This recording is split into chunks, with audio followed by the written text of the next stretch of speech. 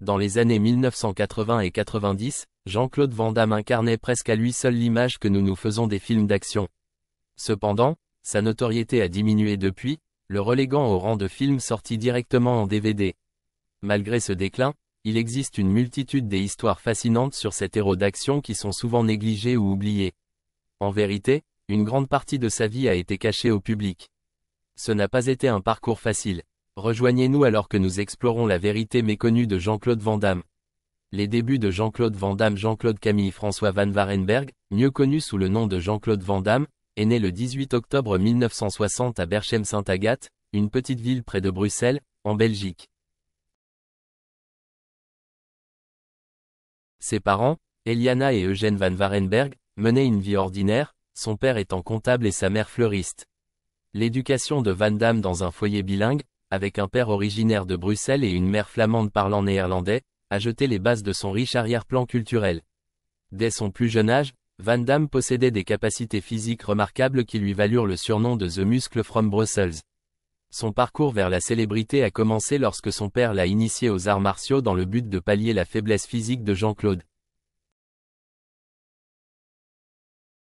Le jeune Van Damme, inspiré par les super-héros des bandes dessinées, s'est lancé dans une quête d'amélioration personnelle à travers un entraînement rigoureux. À l'âge de 11 ans, Van Damme a commencé à pratiquer les arts martiaux au Centre national de karaté sous la direction du maître Claude Goetz à Ixelles, en Belgique. Au fil des années, il a perfectionné ses compétences, rejoignant finalement l'équipe nationale belge et remportant un succès notable, notamment en remportant le championnat de poids moyen de l'Association européenne de karaté professionnel. En plus des arts martiaux, il s'est investi dans la musculation ainsi que dans la danse classique, qu'il a pratiquée pendant 5 ans.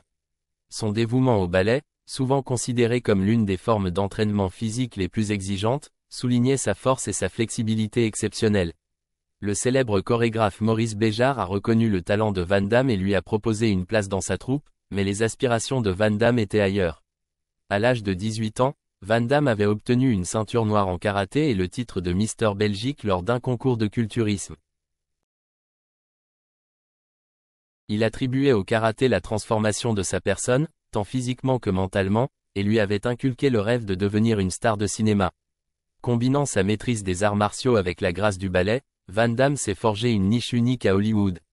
Sa carrière en arts martiaux a été marquée par de nombreuses victoires et distinctions, avec un record impressionnant de 18 victoires par KO et une seule défaite en combat de kickboxing.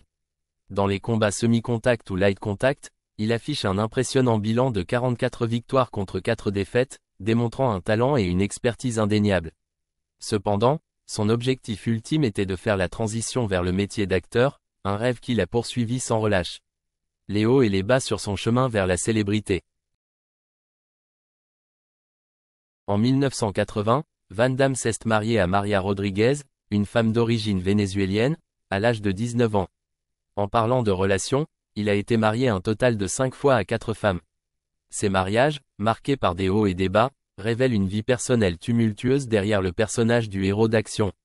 Malgré les rumeurs selon lesquelles son premier mariage aurait été arrangé en raison de la richesse de Maria, le couple a fréquenté pendant 2 ans avant de se marier.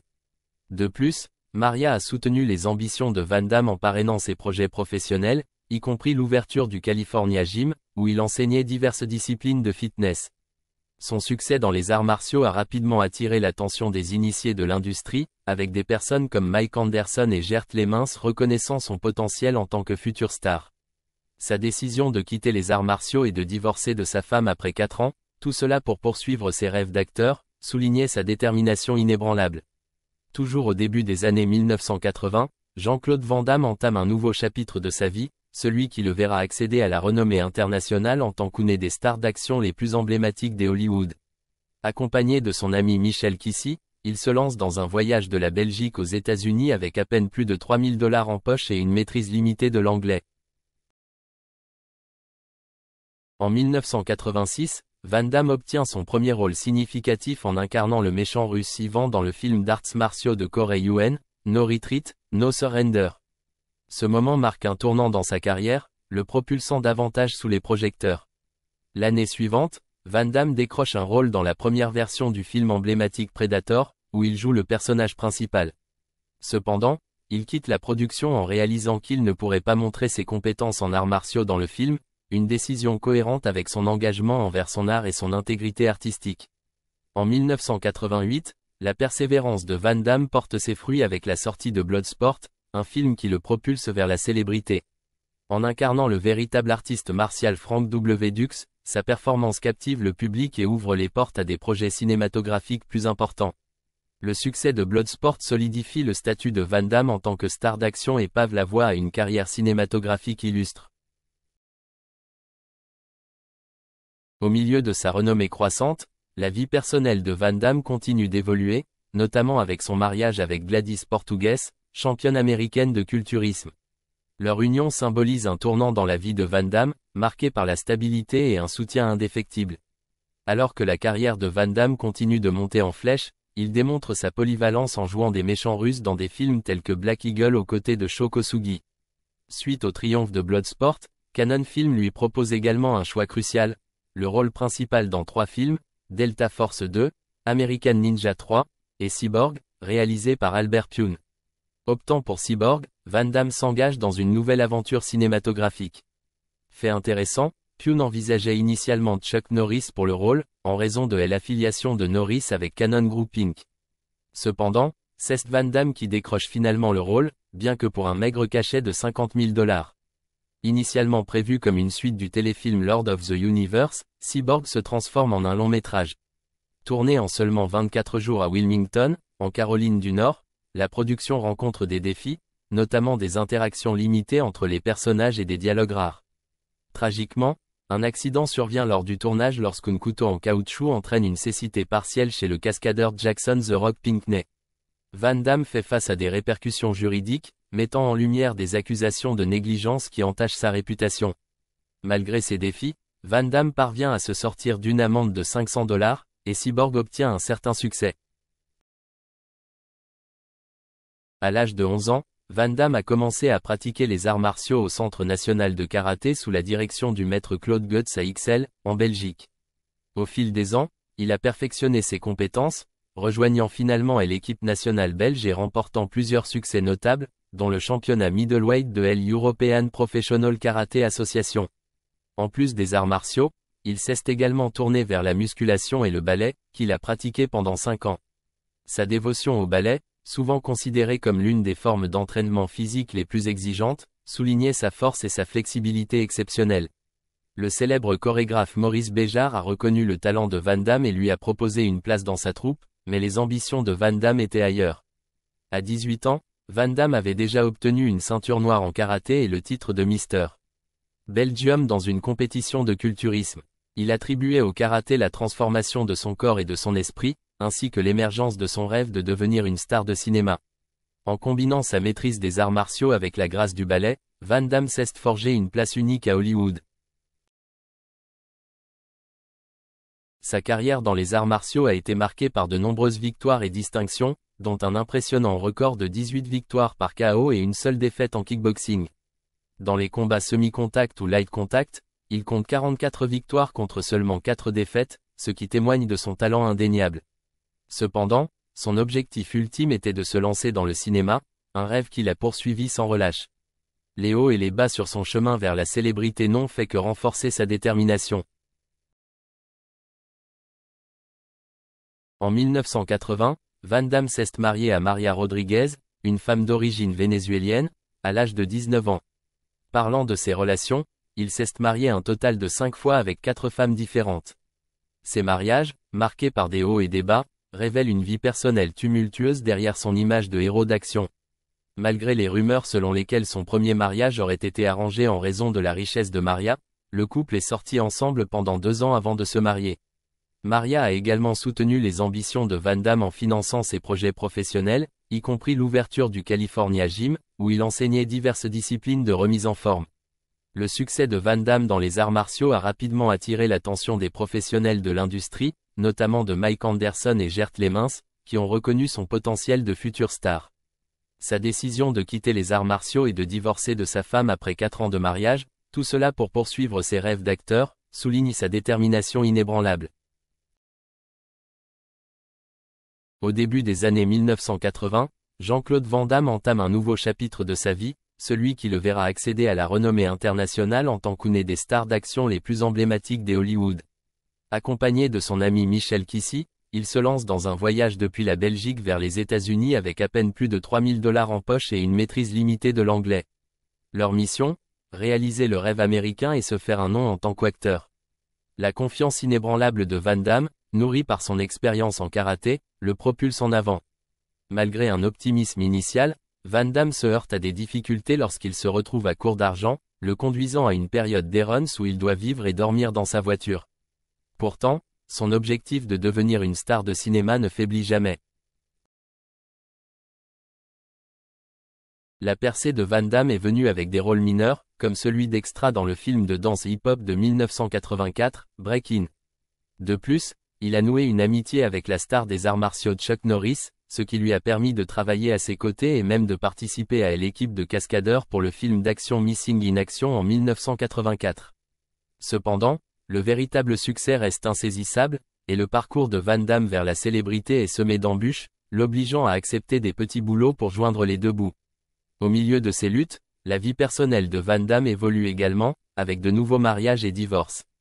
Ses relations sont marquées par des turbulences, sa deuxième épouse Cynthia Derderian décrivant la vie avec lui comme tumultueuse. Ils sont restés mariés seulement 3 mois.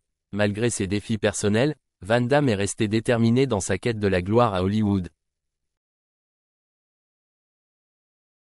Accompagné de son ami Michel Kissy, il se lance dans un voyage de la Belgique aux États-Unis avec à peine plus de 3000 $ en poche et une maîtrise limitée de l'anglais. Leur mission était de poursuivre le rêve américain et de accent aigu établir comme acteur. La confiance inébranlable de Van Damme, instillée par ses antécédents en karaté, l'a poussé vers l'avant. Malgré un optimisme initial, Van Damme a rencontré des difficultés lorsqu'il a manqué d'argent, menant à une période de sans-abrisme où il a dû vivre et dormir dans sa voiture, mais son objectif est resté toujours intact.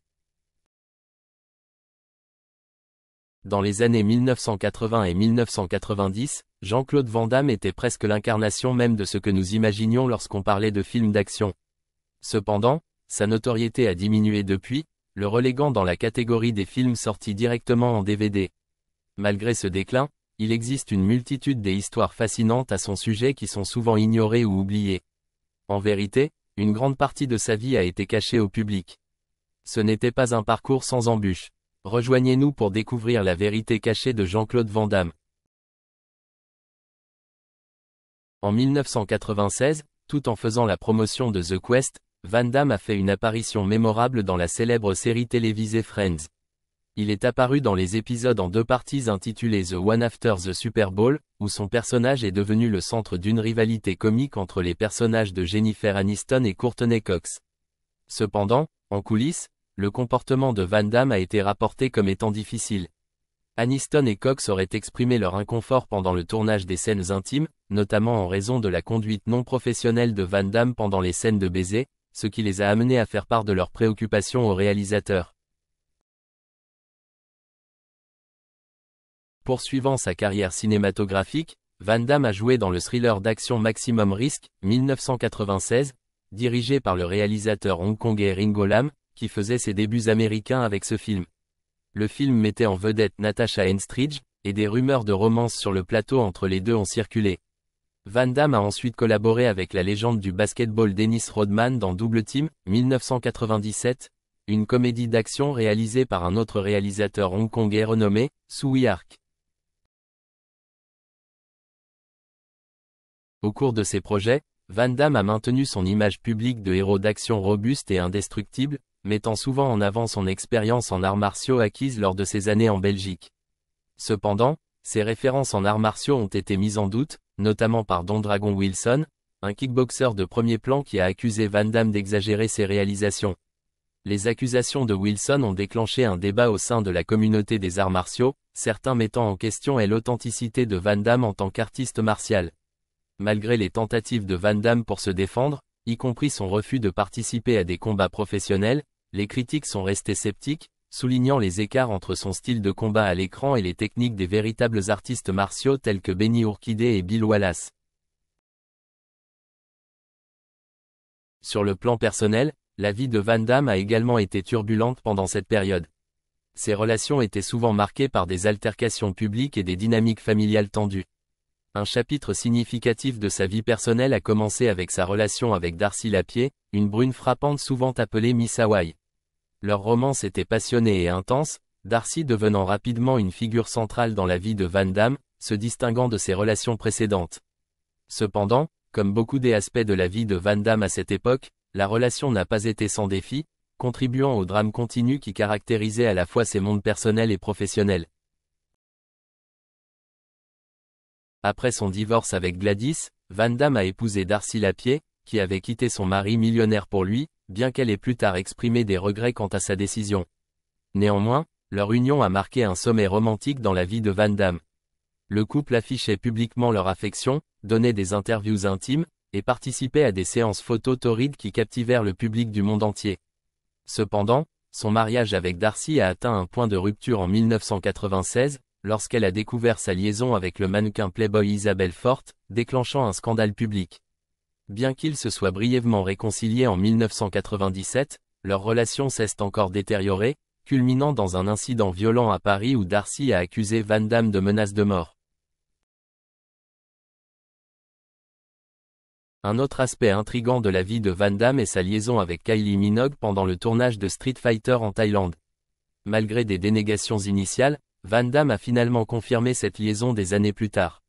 La procédure de divorce entre Darcy et Van Damme a révélé encore plus de troubles, avec des allégations de toxicomanie et de violence domestique. Les luttes de Van Damme contre l'addiction ont été bien documentées. À un moment donné, il luttait contre une grave dépendance à la cocaïne, consommant jusqu'à 10 grammes par jour, ce qui entraînait des coûts financiers considérables et des problèmes juridiques. Malgré plusieurs tentatives de réhabilitation, y compris un bref séjour en cure de désintoxication, il s'est retrouvé piégé dans un cycle de comportements destructeurs. Cette période tumultueuse coïncidait avec une série de films médiocres, dont beaucoup sont sortis directement en DVD, lui valant le surnom peu flatteur de Jean-Claude Van Desperate. Au milieu des batailles juridiques, Van Damme a fait face à une action en paternité de la part de Darcy, qui a confirmé sa paternité mais a conduit à des paiements d'aliments substantiels. Les retombées de son mariage raté, combinées à ses luttes contre l'addiction, ont plongé Van Damme dans une période de crise personnelle. Malgré des tentatives de réhabilitation, l'addiction de Van Damme a persisté, exacerbant son trouble mental et émotionnel. Le combat de l'acteur contre la toxicomanie a atteint un point critique pendant le tournage de Knock Off à Hong Kong, où il a sombré dans une profonde dépression.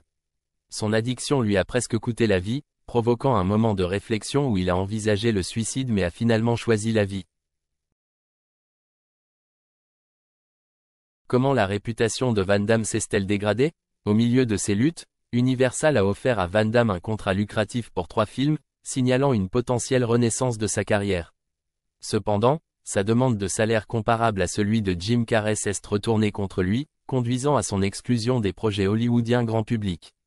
Malgré ce revers, Van Damme est resté déterminé à retrouver sa carrière, mais à ses propres conditions. À la fin des années 1990 et au début des années 2000, Jean-Claude Van Damme a dû faire face à la baisse de popularité de sa carrière, autrefois au sommet. Bien qu'il ait joué dans plusieurs films d'action comme Légionnaire, Universal Soldier, The Return et Inferno, ces films n'ont pas réussi à retrouver la ferveur de ses succès précédents. Cependant, 1998 a marqué une année particulièrement tumultueuse pour la star d'action. Dans un tournant dramatique, Jean-Claude Van Damme se retrouva impliqué dans une altercation physique avec Chuck Zito, un ancien garde du corps et membre des Hells Angels. Van Damme et son ami proche, l'acteur Mickey Rourke, avaient décidé de se rendre dans un club de striptease à New York. Fait intéressant, Chuck Zito se trouvait également dans le même club. Van Damme et Zito avaient une histoire. Ils s'étaient séparés et étaient devenus ennemis, principalement parce que Zito avait commencé à fréquenter Darcy Lapierre. Les témoins ont rapporté que Van Damme n'a pas tardé à raviver les braises de leur ancienne animosité. Il a lancé des provocations verbales à Zito, l'accusant d'être un homme sans cœur. Zito, qui ne se laissait jamais démonter, a répliqué avec des mots encore plus durs. Les choses ont rapidement dégénéré en confrontation physique, Zito portant un coup si puissant que Van Damme est tombé au sol. Mais ce n'était pas la fin. Zito a continué à asséner des coups à l'acteur à terre. Heureusement pour Van Damme, son ami Mickey Rourke est intervenu juste à temps. Rourke a attrapé Van Damme et l'a éloigné du danger. Dans une interview ultérieure, Rourke a admis qu'il aurait été tué par Zito s'il n'avait pas été là. La bagarre a laissé Van Damme meurtri et écorché. En même temps, la vie personnelle de Van Damme s'effondrait. Des rapports ont émergé concernant un comportement perturbateur au Breakers Hotel de Palm Beach, ce qui a encore terni son image publique. Van Damme et ses amis avaient réservé la suite la plus luxueuse. Les choses ont dégénéré lorsque des jeunes femmes ivres invitées ont commencé à se comporter de manière imprudente, menant à une scène bizarre où un canapé a fini par voler par la fenêtre. Il a ensuite été découvert que Van Damme avait lutté contre des troubles mentaux, en particulier le trouble bipolaire. Pendant des années, il a lutté sans diagnostic approprié, comptant sur son régime d'entraînement rigoureux pour gérer ses sautes d'humeur. Ce n'est qu'en 1998 qu'il a été diagnostiqué avec un trouble bipolaire à cycle rapide et a commencé à recevoir un traitement. Malgré la stigmatisation entourant les maladies mentales, Van Damme a parlé ouvertement de ses expériences, mettant en lumière l'importance de chercher de l'aide et de déstigmatiser les problèmes de santé mentale. Au milieu de tout ce tumulte, Van Damme a réconcilié avec sa troisième femme, Gladys Portugues, se mariant pour la 5e fois lors d'une cérémonie en Belgique. Cependant, le bonheur conjugal fut de courte durée, car les luttes de Van Damme avec l'alcool atteignirent un point culminant avec un incident de conduite en état d'ivresse la même année. L'incident fit les gros titres, jetant une ombre sur ses tentatives de rédemption. Malgré ses tribulations personnelles, Van Damme a continué à persévérer dans sa carrière, apparaissant dans des films d'action comme Replicant et The Order. Son 40e anniversaire en 2001 apporta une lueur de joie, célébré sur le plateau de son film Replicant à Sofia, en Bulgarie. Entouré de proches et de famille, Van Damme trouva du réconfort au milieu du chaos de sa vie personnelle. Pourtant, sa carrière cinématographique continua de décliner, avec des films comme Wake of Death ne résonnant pas avec le public. Cependant, au milieu de cette mer de films oubliables, la performance de Van Damme dans JCVD se démarqua comme un phare d'espoir. En incarnant une version fictive de lui-même dans le film JCVD, Jean-Claude Van Damme a offert un aperçu sincère de sa vie tumultueuse, recevant les éloges des critiques et du public. Sa performance a été saluée comme l'une des meilleures de l'année, marquant un moment de rédemption pour la star des films d'action. Dans une scène emblématique de JCVD, Van Damme a livré un monologue de 6 minutes, regardant directement la caméra avec les larmes aux yeux. Ayant surmonté son addiction et réfléchi à sa vie, sa performance poignante a touché les spectateurs et les critiques, annonçant son retour sous les projecteurs principaux. C'était un moment brut et émotionnel où il a dévoilé son âme, réfléchissant à ses rêves et à ses échecs. En revoyant cette scène, il ne pouvait s'empêcher de se sentir honteux d'avoir laissé sa carrière déraper. Malgré le potentiel de relance de carrière avec JCVD, Van Damme a choisi de privilégier son ami à fourrure plutôt que les campagnes promotionnelles. Lorsque son chien a connu une crise de santé en Thaïlande, Van Damme n'a pas hésité à être à ses côtés. En ce qui concerne sa vie de famille, Van Damme montre un autre visage de lui-même. Malgré sa nature turbulente, il soutient activement ses enfants dans la poursuite de leurs rêves. Commençons par Christopher, le fils aîné de Van Damme. Dès son jeune âge, Christopher a été attiré par le monde du divertissement et a décidé de suivre les traces de son père. Non seulement il est acteur et producteur, mais il s'est également aventuré dans l'écriture de scénarios et la réalisation. Il a même eu l'opportunité de collaborer avec son père sur plusieurs projets comme Derailed, Sea Bullets et Assassination Games. En fait, son premier crédit de scénariste provient du film d'action The Tower, produit par son propre père. Passons à Bianca, la fille du milieu. Contrairement à son père, Bianca n'a jamais eu d'intérêt pour les arts martiaux ou Hollywood. Elle était plutôt impliquée dans le patinage artistique jusqu'à ce qu'une blessure la force à se retirer du sport. Cependant, sa passion pour la narration l'a poussée à explorer le cinéma. Après avoir terminé ses études, Bianca s'est lancée dans une aventure avec son père, étudiant le jeu d'acteur aux côtés de son frère. Jean-Claude a pleinement soutenu ses efforts, la castant même dans ses propres films comme The Eagle Pass et Assassination Games. Son talent n'est pas passé inaperçu non plus. Après la sortie d'un documentaire sur leur famille intitulé Jean-Claude Van Damme, Derrière les portes closes, le réalisateur Dominic Burns lui a proposé un rôle dans son film Alien Uprising. Enfin, nous avons Nicolas, le fils cadet de Van Damme. Malheureusement, Nicolas a eu une enfance tumultueuse en raison des batailles juridiques constantes et de la relation turbulente de ses parents. Cette instabilité a probablement contribué à ses troubles à l'adolescence, y compris des démêlés avec la loi pour agression et possession de substances interdites. Malgré ces défis, Nicolas a montré du potentiel dans l'industrie cinématographique, faisant ses débuts dans le film de son père Kickboxer Retaliation. Comme ses frères et sœurs, il pourrait très bien continuer à se faire une place dans le monde du divertissement.